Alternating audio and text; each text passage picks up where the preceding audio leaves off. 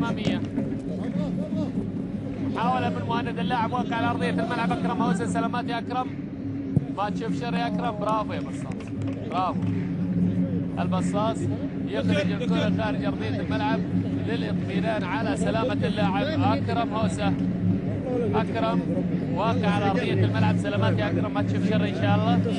شوف هذه الكره، شوف احتكاك ولكن بالتاكيد غير مقصود بالتاكيد.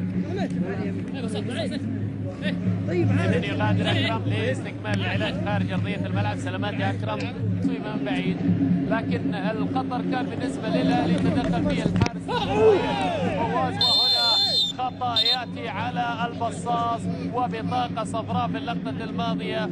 سلامات يا سلطان يا سوادي، اول بطاقه صفراء في المباراه على البصاص، على عبد الرحمن. شوف هذه الكره من جديد، سلامات سلطان، ما نشوف شر ان شاء الله. سلطان السوادي واقع على ارضيه الملعب. شوف هذه الكره والتدخل القوي المباشر فعلا من البصاص في اللقطه الماضيه. سلامات اذا هذا سلطان لا يزال قوي. كره الان الى ياسر الفهمي، بدا ياسر محاوله والخطا لديه بطاقه صفراء سابقه. هل ستكون حمراء؟ يعني حكم اللقاء يتغاضى، لكن هنا كان في شد للقميص.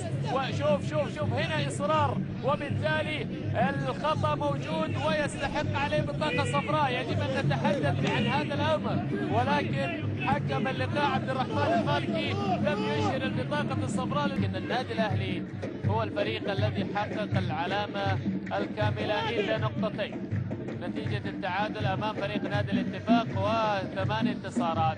هذا هو الفريق الأهلاوي متصدر هذه البطولة الذي يأتي بالمركز الأول. وهنا خطأ لصالح ياسر الفهمي في اللقطة الماضية، خطأ لياسر.